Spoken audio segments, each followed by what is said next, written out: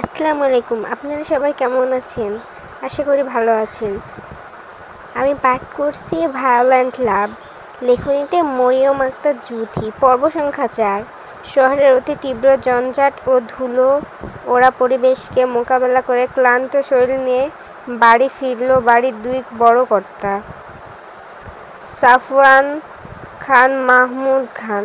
সাথে সাইফুল খানও ছিলেন। ওনাকে নেত্রীয়দল কেন্দ্রে ডেকেছেন, তাই উনি অফিস থেকে সরাসরি সেখানে গেছেন। ক্লান্ত শরীরখানা সোফায় এলিয়ে দিয়ে দিলেন সাফওয়ান খান। ওনাদের আসতে দেখে ঠান্ডা লেবুর শরবত নিয়ে এনে দিলেন সানজিদা খান। শরবতটা দুজনের হাতে দিয়ে বসলেন স্বামীর পাশে।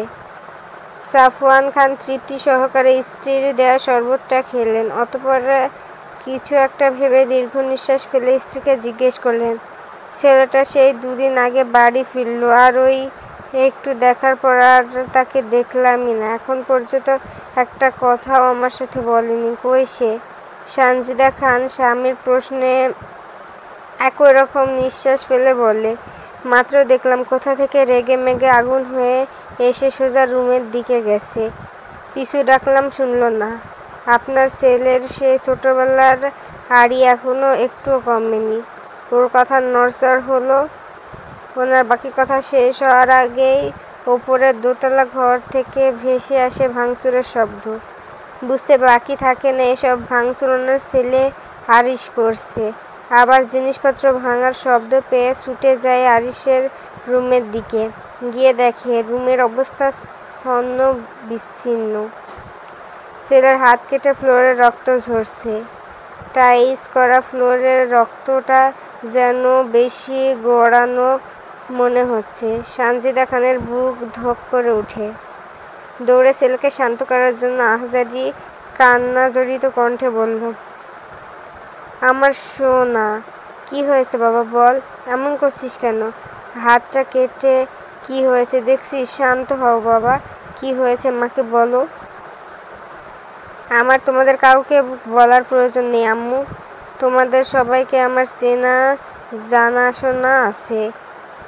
তোমরা কে কতটা আমাকে ভালোবাসো সেটা আমার জানা, তাই দয়া করে আমাকে একটু একা থাকতে দাও।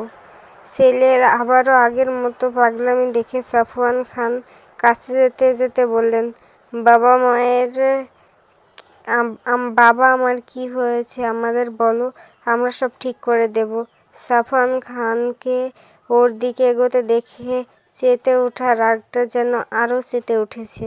তাই জোরে জোরে হুঙ্কার ছেড়ে বলল, মা, এই লোককে আমার রুম থেকে বের হতে বলো। আর নয়তো যদি এবার আমি আবার চলে যাই, বিশ্বাস করো কোনোদিন আর এই বাড়িতে পা রাখবো না। আরিশ সে তোমার বাবা হয়, তুমি তার সাথে এমনভাবে কথা বলছো কেন? দেখো মা, যেটা আমার সেটা একান্তই আমার। সেটা নিয়ে টানা হেঁচড়া করা আমার মোটেও পছন্দ না। আর তোমরা বারবার সেটাই করছো। কি করছি আমরা? সাফওয়ান খান, হ্যাঁ বলো, কি করেছি আমরা? তুমি যখন যেটা চাও তো আমরা সেটাই দেওয়ার চেষ্টা করি। তোমার মন রক্ষা করার চেষ্টা করি। তারপর তুমি? আরিশের মাকে হাত জাগিয়ে বলল, ব্যাস আম্মু, আর মিথ্যা বলো না। তোমরা আর কত মিথ্যে বলবে? আরিশ, আম্মু, মৌ তো আমার ছিল, তাই না? মৌর সাথে তো আমার বিয়ে হয়েছিল, তাহলে ও কেন আমার হয়েও হচ্ছে না? জানো, বাদ দাও, তার চেয়ে বরং আমাকে একা থাকতে দাও। তোমরা চলে যাও, আমি আমার জিনিস বুঝে নিতে জানি। আমার জিনিস কাউকে আমার করে দিতে হবে না। আরিশ, ওটা কোনো বিয়ে ছিল না। ছেলে খেলা বন্ধ করো। আর ওই অপয়া মেয়েটাকে তো আমি কোনোদিনই তোমার বউ হিসেবে মেনে নেব না। যে মেয়ের জন্য আমার বুক থেকে তোমাকে 7টা বছর দূরে থাকতে হয়েছে, সে মেয়েকে তো তুমি তো এমন ছিলে না। তুমি তো মুখে ভীষণ ভালোবাসতে, তাহলে এমন করছো কেন? সে এখন যেমনই করো, তোমাদের মানতে হবে না। তোমরা আমার রুম থেকে বেরিয়ে যাও। আরিশ, হ্যাঁ আম্মু, আমি কোনো নায়ক হতে চাই না যে ফ্যামিলি কিংবা পরিস্থিতির চাপে পড়ে প্রিয় মানুষকে ছেড়ে দিবে। আমি আমার লাইফে ভিলেন হতে চাই, প্রিয় মানুষের ক্ষেত্রে নো কম্প্রোমাইজ।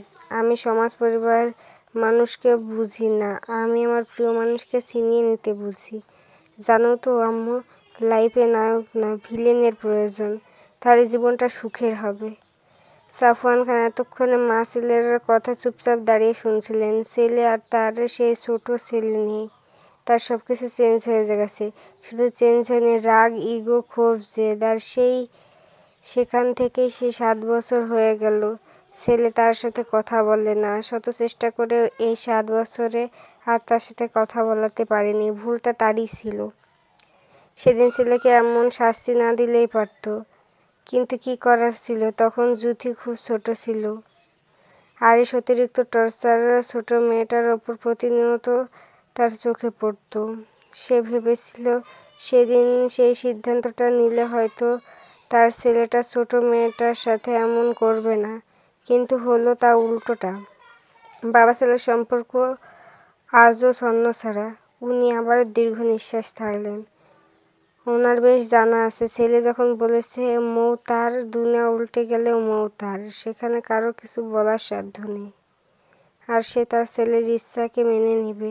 কিন্তু এই মুহূর্তে উনি আরিশকে এই কথাটা বলতে পারছেন না, আর এই মুহূর্তে বলতে চায়ও না। তাই আস্তে করে সেখান থেকে চলে এলেন। সকাল গড়িয়ে বেলা দুপুর 1:25। জুথি পরীক্ষা শেষ করে গাড়ির জন্য অপেক্ষা করছে। একা বললে ভুল হবে, সাথে ওর বেস্ট ফ্রেন্ড তানিশা আছে। কিন্তু আজ মনে হয় সব রিক্সা ওদের জন্য নিষিদ্ধ হয়ে গেছে। কোনো রিক্সা খালি পাচ্ছে না। এক পর্যায়ে দাঁড়াতে দাঁড়াতে বিরক্ত হয়ে যায়। হাতে ঘড়ির দিকে তাকিয়ে দেখে 1:30 বেজে যাচ্ছে। মনে ভয়ের রেশ আসে। সামনে মোড়ের রাস্তাটা একদম ভালো না। দুপুরবেলায় মেয়েদের একলা পেলেই টিজ করে। সেটা প্রথম পরীক্ষার দিনই সে টের পেয়েছিল। কি করবে ভেবে পাচ্ছে না। যত দাঁড়াবে তত দেরি হবে। তাই মনে এক বুক সাহস নিয়ে হাঁটা দিল। কিছুটা পথ হাঁটতে খুব স্পিডে ওদের সামনে একটা বাইক থামলো। হঠাৎ থামতে দেখে জুথি চোখ মুখ কুঁচকে দুপা পিছিয়ে যায়। আস্তে পিটপিট চোখ খুলে দেখে রাদীপ বাইকের ওপর হাসি মুখে ওর দিকে তাকিয়ে আছে। জুথি রাদীপকে দেখে কিছুটা স্বস্তি ফিরে পায়। ও রাদীপকে দেখে মুচকি হেসে বলল, ভাইয়া তুমি এই রাস্তায় কি করছো? আমার সামনে একদম হাসবে না তুমি। তোমার গালে টোল পড়া হাসি আমার বুকে মারাত্মক তীর বেঁধে। সেটা তুমি বোঝো না। জুথি বিরক্ত হয়। এই লোক ওকে যখনই দেখে তখনই গালের টোল নিয়ে পড়ে থাকে। মনে মনে শপথ করে যে লোকের সামনে হাসলে কোনোদিন আর হাসবে না। তাহলে আর গালে টোল পড়বে না, আর ওকে ফালতু বকবক শুনতে হবে না। তাই কিছুটা কিঞ্চিত রাগ নিয়ে বলল, তুমি এদিকে কেন এসেছো আগে সেটা বলো। বারে টোলালি একা একা বাড়ি যাবে, তাই তো তাকে নিতে এলাম। তুমি আমাকে নিতে এসেছো? না, আপনাকে নয়, আপনার পাশের মানুষটাকে নিতে এসেছি। জুথি বুঝলো এখন রাদীপ কথাটা মজা করেই বলছে। তাই ও রাদীপকে আর কিছু বলল না। আস্তে করে রাদীপের বাইকের পিছনে উঠে ঘাড় ঘুরিয়ে তানিশার দিকে তাকিয়ে বলল, কিরে তুই কি দাঁড়িয়ে থাকবি নাকি আমাদের সাথে যাবি? যাবো, কিন্তু তোদের সাথে না। আসলে আমার একটা কল এসেছে। ও আমাকে এক্ষুনি নিতে আসবে। ও না আসলে তোদের সাথেই যেতাম। তুই বরং চলে যা। কে আসবে? তোকে তো তখন বললি না।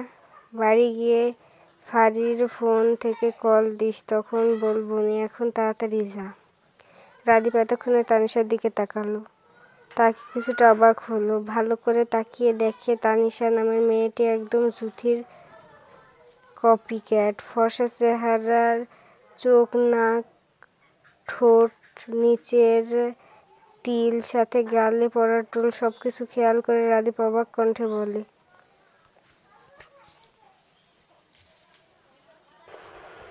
কি একটা কুইন্সিডেন্ট বিষয়। তোমরা দুজন দুজনার কত মিল। হঠাৎ করে কেউ দেখলে বলতেই পারবে না তোমরা আপন বোন না। সবাই এক বাক্যে উপাধি দেবে তোমরা যমজ বোন। আমার বোনের থেকেও বেশি কিছু হয় ভাইয়া। আর নয়তো দেখেন আমাদের মধ্যে কি এত মিল থাকার কথা। তাই না রে জুথু? একদম। ওদের কথা শুনে রাদীপ মুচকে হাসলো। বাইক স্টার্ট দিতে দিতে বলল, আমাদের বাড়িতে এসে অবশ্যই ভাইয়া। জুথি যাওয়ার আগে তানিশাকে বলল, ওই শোন, আমি বাড়ি গিয়ে ফারির নয় আমার ফোন দিয়ে তোকে কল দিবনি, ওকে? তুই ফোন পাবি কই ফকিন্নি? ও তোকে তো একটা কথা বলাই হয়নি, আমি বাড়ি গিয়ে ফোনে বলবো নি। হ্যাঁ, এখন যাই। হ্যাঁ যা। রাদীপ জুথি তানিশাকে বিদায় দিয়ে ওখান থেকে চলে আসে। ওদের চলে যেতে দেখে তানিশা গুটি গুটি পায়ে রাস্তার ধার ধরে হাঁটতে থাকে। কিছু দূর যাওয়ার পরে হাফিজকে হাসি মুখে ওর দিকে আসতে দেখে ও মুচকি হেসে আরও এগিয়ে যায়। দুজন একদম কাছাকাছি দাঁড়িয়ে দুজন দুজনাকে আরও একটা হাসি উপহার দেয়। অতঃপর হাফিজ ওর পিছন থেকে হাতটা এনে তানিশাকে দিয়ে বলল, এই গোলাপটা আমার কিউট পরীর জন্য। তানিশা মুচকি হেসে ফুলটা হাতে নিল। ঘুরে ফিরে দেখে হালকা ঘ্রাণ নিয়ে বলল, তোমাকে অনেক ধন্যবাদ। তোমার পরীক্ষা কেমন হয়েছে? আলহামদুলিল্লাহ ভালো হয়েছে। আন্টি ভাই বোনেরা কেমন আছেন? তারা ভালো আছে। তোমার বাসার সবাই কেমন আছে? এই তো ভালো আছে। চলো সামনে দিঘি পাড়ে গিয়ে বসি, ওখানে শস্য বাতাস বয়, কথা বলতে ভালো লাগবে। ওরা দুজন কিছুটা সামনের দিকে এগোতেই তানিশার চোখে পড়ে আয়ান এক দলবল নিয়ে একজন বাইকের উপর বসে আছে। ব্যাস হয়ে গেল। তানিশা কাঁচুমাচু করে ঘন ঘন নিঃশ্বাস ফেলতে লাগলো। মনে মনে আল্লাহ আল্লাহ করে গলা শুকিয়ে ডাকতে লাগলো, এই বান্দা এখানে কি করে? আজ আবার না কোনো গন্ডগোল করে। আল্লাহ তুমি বাঁচিয়ে নাও। ওর মনে মনে বিড়বিড় করার ভিতরে আয়ান ওর একেবারে কাছে এসে হাফিজের দিকে সরু চোখে তাকায়। অতঃপর দাড়িটা একটু চুলকিয়ে বলল, তুই কে রে? তোকে তো আগে কখনো দেখিনি। আয়ান ওকে না চিনলেও হাফিজ আয়ানকে ঠিকই চিনল। আর চেনারই কথা, পুরো ঢাকা শহরে তাদের দুই ভাইয়ের ইলেকশনের পোস্টার লাগানো। তাছাড়া তাদের কম বেশি তো সবাই চেনে। সেই সূত্রে হাফিজও চেনে। তাই হাফিজ কিছুটা বিনয়ী সুরে বলল, আরে ভাইয়া, আপনি কেমন আছেন? ভাই আপনি চেনো আমাকে? কি বলছেন ভাই, আপনাকে চিনব না? দেখো, তুমি আমাকে চেনো, কিন্তু তোমার পাশের জন আমাকে চেনে না। একবার ওয়ার্নিং করার পর তোমার সাথে মিশছে।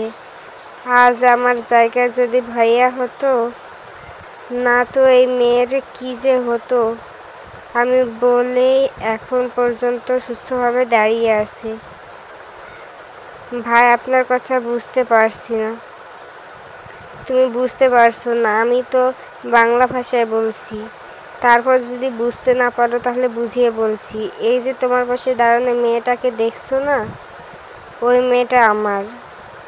তাই আজ এই মুহূর্ত থেকে ওর কাছ থেকে দূরে থাকবে।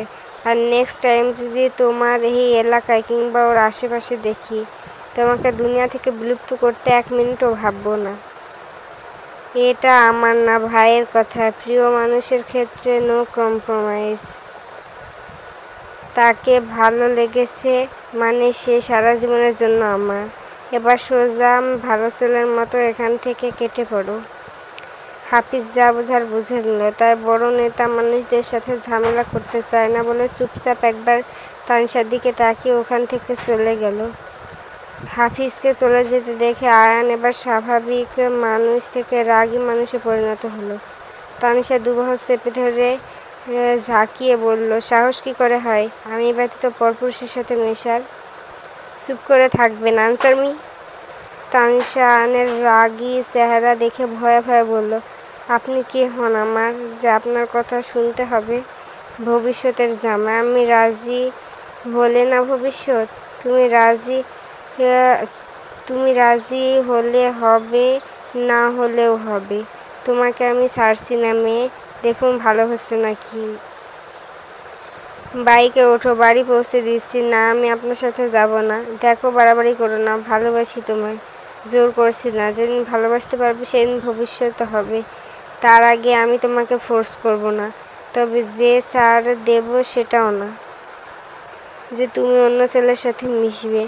তানিশার কথা বাড়ালো না, কারণ ও এই 4 বছরের খান বংশ সব মানুষকে খুব ভালোভাবে চিনে গেছে। এর এক কথার মানুষ, কথার কোনো নড়চড় হবে না। তাই ভালো মেয়ের মতো আয়ানের বাইকে উঠে বসলো। তানিশাকে বসতে দেখে আয়ান আর কথা বাড়ালো না। বাইক স্টার্ট দিয়ে তানিশার বাসার দিকে রওনা হলো। আরিশও মাত্র বাইক নিয়ে বাসায় ঢুকছিল, তখন পাশ দিয়ে রাদীপকে বাইক নিয়ে ঢুকতে দেখে ভ্রু কুঁচকে ওর দিকে তাকায়। রাদীপ পেছনে হেলমেট পরা কাউকে দেখে কুঁচকানো ভ্রু আরও কুঁচকে যায়। আরিশের কুঁচকানো ভ্রু তখন স্বাভাবিক হয় যখন দেখে রাদীপের পেছনে হেলমেট পরা মেয়েটা আর কেউ নয়, তার মৌ। তখন রাগে দাঁত কিরমির করে হাত দুটো মুষ্টিবদ্ধ করে নেয়, চোখ দুটো বন্ধ করে ঘন ঘন নিঃশ্বাস নিয়ে রাগকে শান্ত করার জন্য। তবে সে ব্যর্থ। রাগ কমছে না, বরং বেড়ে যাচ্ছে। সে তার মৌকেও কারো সাথে সহ্য করতে পারে না। একটা বছর কাছে ছিল না ঠিকই, তবে আয়ান বাপ চাচিরা ব্যতীত তার মৌ আজ পর্যন্ত কোনো ছেলের সাথে কথা বলতে পারেনি। শুধু পারেনি, এই বেটা রাদীপের সাথে কথা বলাটা বন্ধ করতে। আরিশ একবার রাগী চোখে রাদীপের দিকে তো আর একবার জুথির দিকে তাকায়। বাইকে জোরে একটা লাথি দিয়ে বলল, স্যার শালার জিন্দেগি, একটা ছেলে থেকে আমার মৌকে সামলাতে পারছি না, মনে তো আছে দুটোকে মেরে নিজেও মরি। আজ খালি তুই ভিতরে আয়, তোর সঠিক ব্যবস্থাই নিব। ধন্যবাদ সকলকে। ভুল ত্রুটি ক্ষমার দৃষ্টিতে দেখবেন। আমি নতুন তো, আর ভালো লাগলে পাশে থাকবেন। গল্পটি কেমন লাগলো জানাবেন কমেন্টে। ধন্যবাদ।